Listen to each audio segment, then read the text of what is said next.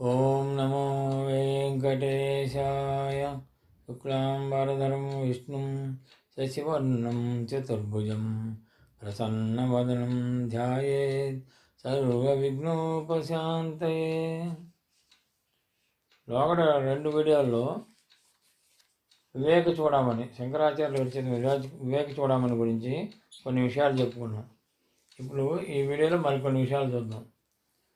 సుఖదుఖాలనిచ్చే విషయ పంచకం అనగా ఇంద్రియార్థాల మీద లేదా ఇంద్రియాలను ఆకర్షించే శబ్ద స్పర్శ రూప రసగంధాల మీద అనురాగం వలన ఎడతెగని సంసార బంధంలో చిక్కుకున్న మూడులు వాడి వాడి కర్మలను బట్టి మళ్ళీ మళ్ళీ జన్మలెత్తుతూ ఉచ్చనీత గతుల పాలవుతూ ఉంటారు.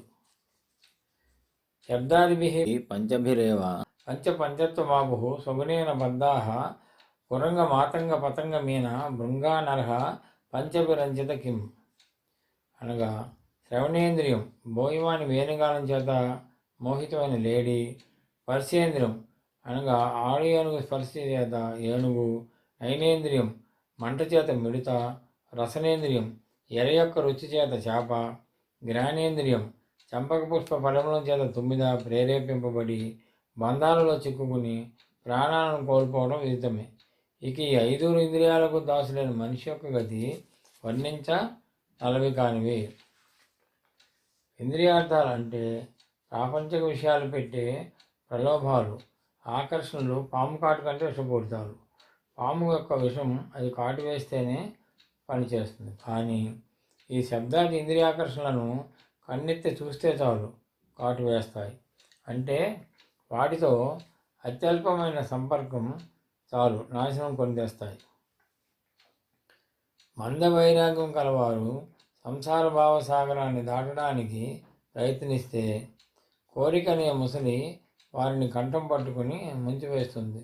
కొందరు సంసార జీవితంలోని సమస్యల వలన ఉదరపోషణ జరగకో కీర్తి ప్రతిష్టల కొరకు సన్యాసం తీసుకుని భవసాగరాన్ని తరించాలని ప్రయత్నిస్తుంటారు. అటువంటి తీవ్ర వైరాగ్యం లేని వారిని ఆశాపాశాలు విడిచిపెట్టు. అంటే సంపూర్ణ వైరాగ్యం కలవారు మాత్రమే భవసాగరాన్ని దాటగలరని భావం. పరిపూర్ణ వైరాగ్యం అనే ఖడ్గంతో విషయవాసనలనే మకరాన్ని ఎవరైతే నరికి వేయగలరో వారే సంసార సాగరాన్ని దాటగలరు.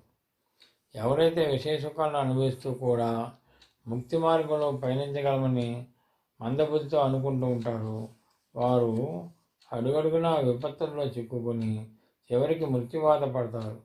ఎవరైతే తమ మేలు కోరే గురువు యొక్క ఉపదేశాలను చక్కగా అనుష్ఠిస్తూ స్వయంగా వివేక వైరాగ్యాలు కలిగి ఉండి విషయవాసనలను సమూలంగా నాశనం చేస్తారో వారు తప్పక ఫలసిద్ధి పొందుతారు. యోగ సాధన గురించి శంకరుల వారు ఈ క్రింది విధంగా చెప్పారు. యోగస్య ప్రథమం ద్వారం వాగ్నిరోధో పరిగ్రహ నిరాశాచ నిరీహాచ నిత్యమేకాంతశీలత అనగా వాగ్నిరోధం అంటే వ్యర్థ సంభాషణ చేయకపోవటం, అపరిగ్రహం అనగా ఇతరుల వస్తువులను సంపదలను ఆశించకపోవటం, నిరాశ విషయవాంఛలు లేకపోవటం, నిరీహం పేరు ప్రతిష్టలు పుత్ర ధారావిత్తాదుల కోసం రాకులాడకపోవటం, ఏకాంతశీలత్వం ఏకాంత జీవనాన్ని గడపడం. ఈ గుణాలు యోగ మార్గంలో సాధన చేయడానికి మొదటి మెట్లు. ఏకాంత ప్రదేశంలో జీవనం వలన ఇంద్రియ నిరోధం, ఇంద్రియ నిరోధం వలన మనోనిగ్రహం, మనోనిగ్రహం వలన అహంకార నాశనం, అహంకార నాశనం వలన అవిచ్ఛిన్న పరమానంద రసానుభవం సిద్ధిస్తాయి. కాబట్టి సాధకుడు మనస్సు స్వాధీనానికి ఎల్లప్పుడూ అవిరళ కృషి సలుపుతూ ఉండాలి. మనస్సు ద్వారా వివిధ ఇంద్రియాలను, బుద్ధి ద్వారా మనస్సును, బుద్ధికి సాక్షి మాత్రమైన జీవాత్మ ద్వారా బుద్ధిని నియంత్రించి జీవాత్మను పరమాత్మలో లయించి పరమశాంతి పొందాలి. ఆకాశంలో ఎగిరే పక్షికి 2 రెక్కలు ఎలా అవసరమో అట్లే వైరాగ్యం, వివేకం అనేవి సాధకునికి 2 రెక్కల వంటివి.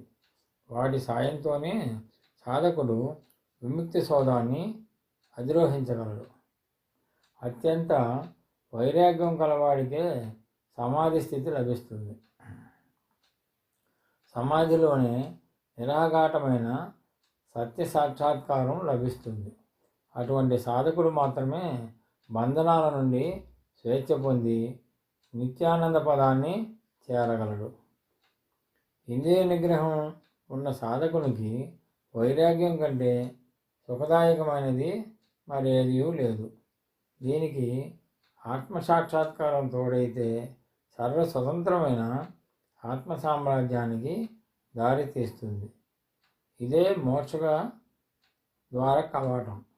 కాబట్టి అంతరంగంలోనూ బాహ్యంగానూ వైరాగ్యాన్ని పాటించి ఆత్మయందే దృష్టి నిలిపి ధ్యానం చేయాలి. ఓం నమో నారాయణాయ.